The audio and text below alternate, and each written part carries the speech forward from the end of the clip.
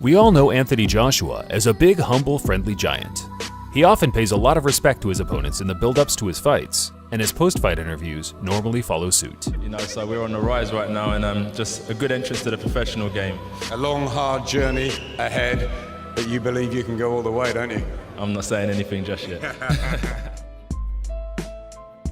I can't help notice there seems to be a darker side emerging from the 250-pound muscle-bound wrecking machine. I'm serious about what I do. And as I said, I'm not into the business of ducking no one. The man who talks less is the man you need to be worried about. Over the last few days, I've gone back and rewatched all the old interviews and fights of AJ so far, and gathered an interesting collection of the times the Beast has failed to contain his anger.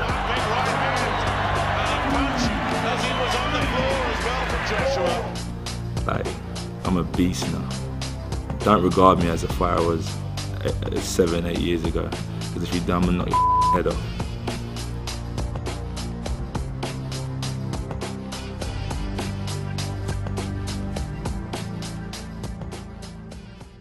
Are you too nice to be a boxer? You know what the thing is, Lee? You asked me that question a minute ago. I'm not even messing about right now, and I know people are here, but I'm going to tell you about myself. Just don't ask me that question. Me and you ever do an interview again, don't bother asking me about that question because it's doing my head in.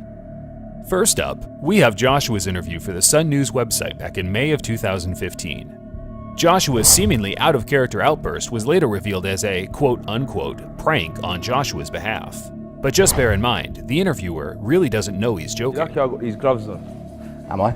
You're seriously lucky I got these gloves because it's me off these questions about am I too nice. You're in my domain now, you're in the lion's den with me. Ask me that question again if you think I'm too nice. You think I'm messing about. Ask me that question again. Because Andy, I spoke to you about this as well.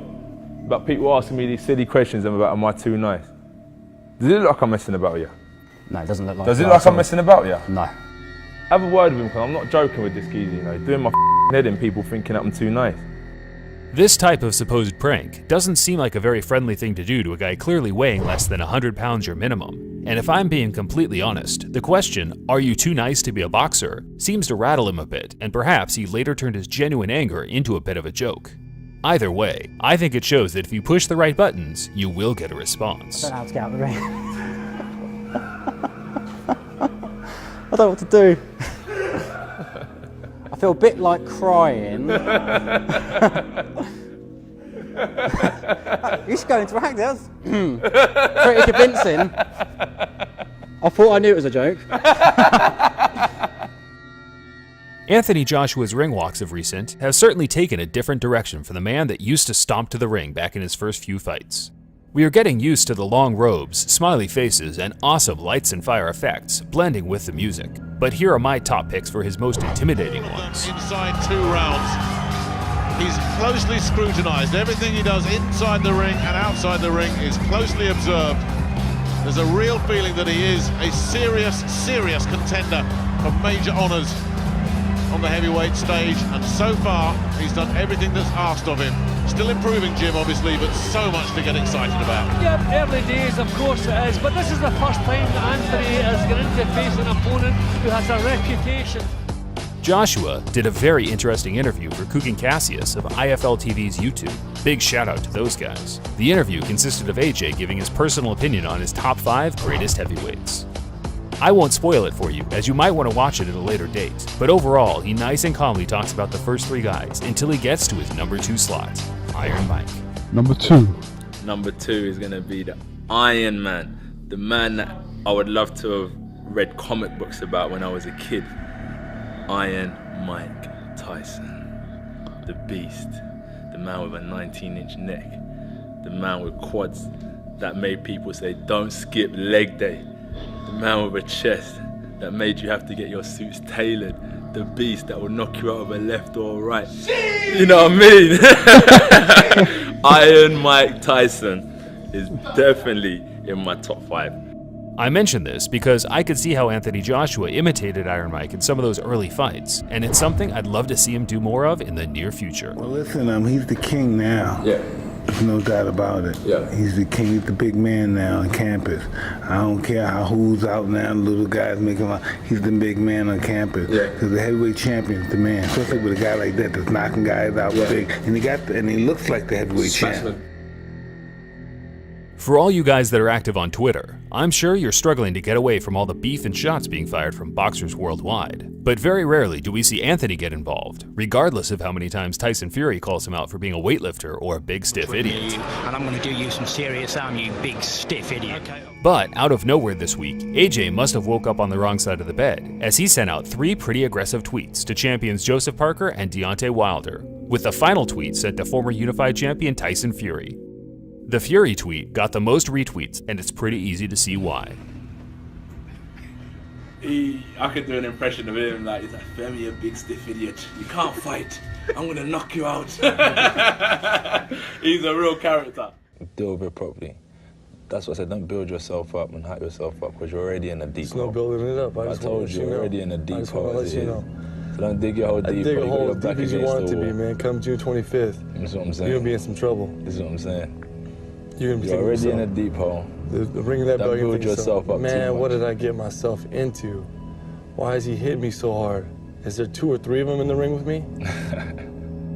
When Anthony Joshua made his first title defense back in June 2016, opponent Dominic Breazeale seemed like a pretty grounded and respectable challenger. But something must have ticked AJ off during the early stages of the build-up, because he laid into the American challenger pretty hard from the get-go.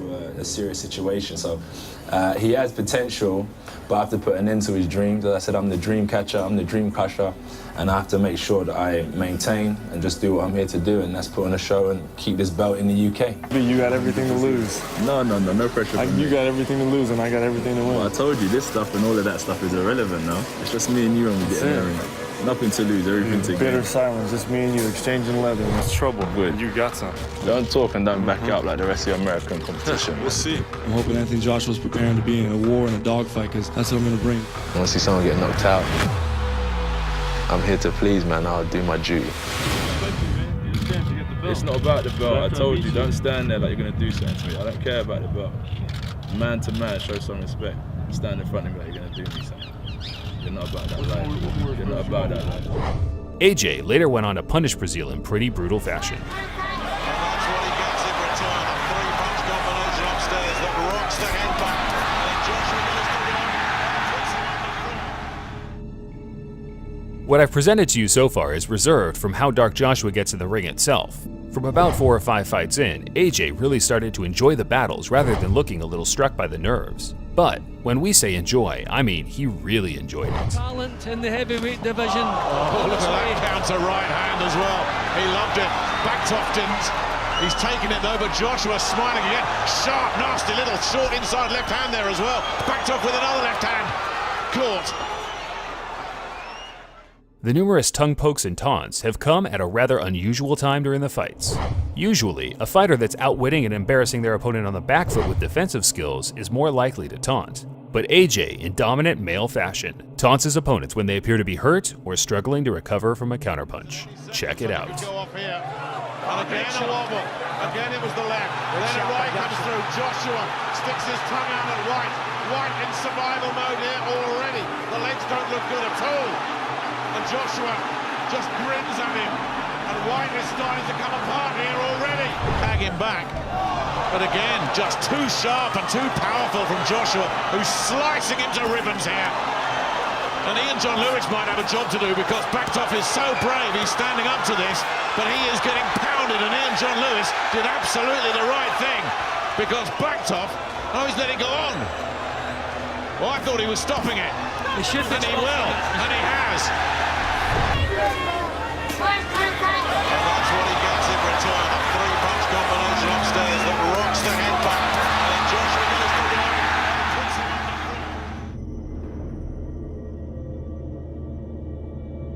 the By far, the darkest side I've seen from Anthony Joshua was in an interview for IFL TV in late 2014. The interview started out pretty cool and calm as AJ talked about his experience training at the Klitschko camp. But once the interviewer brought up the prospect of fighting longtime rival Dillian Whyte, the mood quickly changed. Because currently he stands at 1-0, have you? Am I correct in saying that? Nah, in what way? As in he was beating you before in the amateurs? Listen, I don't really care about that. Honestly, man, like, come on, man, I was like 18 years old. Like, I'm a beast now, you know. So I don't want to start blowing my own trumpet, but don't regard me as a fighter I was 7, 8 years ago. Because if you're dumb and knock your f***ing head off.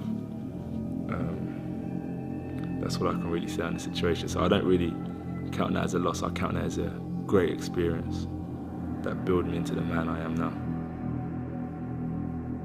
AJ has never liked White, to be honest. Their gloves are off episode was ridiculously heated, and when Joshua got a hold of him in the ring, he ended him with the most brutal knockout to date. Incredible that White is still there. Joshua not letting him off the hook.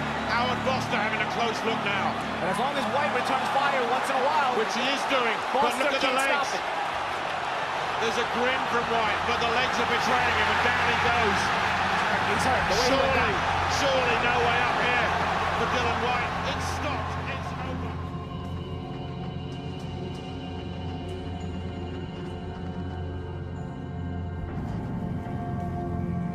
Thanks for watching. If you enjoy these types of videos where I break down the dark side of a fighter, please hit the like button and I'll be sure to do more of these for your favorite fighters down the line. Until next time, fight fans, this is Boxing Legends TV, signing off. We all know Anthony Joshua as a big, humble, friendly giant.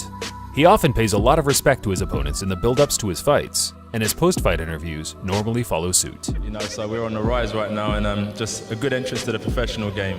A long, hard journey ahead, but you believe you can go all the way, don't you? I'm not saying anything just yet.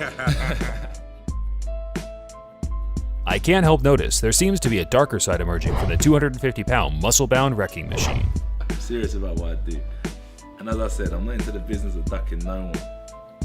The man who talks this is the man you need to be worried about. Over the last few days, I've gone back and rewatched all the old interviews and fights of AJ so far, and gathered an interesting collection of the times the Beast has failed to contain his anger.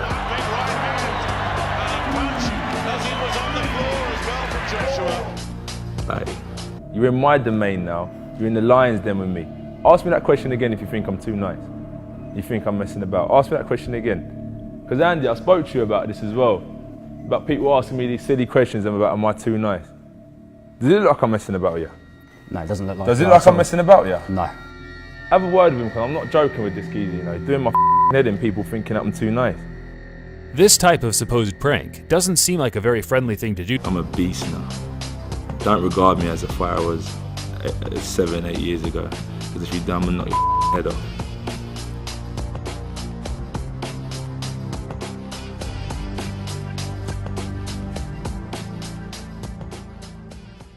Are you too nice to be a boxer? You know what the thing is, Lee? You asked me that question a minute ago, and I'm not even messing about right now, and I know people are here, but I'm going to tell you about myself. Just don't ask me that question. If me and you ever do an interview again, don't bother asking me about that question, because it's doing my head in. First up, we have Joshua's interview for the Sun News website back in May of 2015. Joshua's seemingly out-of-character outburst was later revealed as a quote-unquote prank on Joshua's behalf. But just bear in mind, the interviewer really doesn't know he's joking. You're lucky I got these gloves on. Am I? You're seriously lucky I got these gloves because it's me off these questions about am I too nice.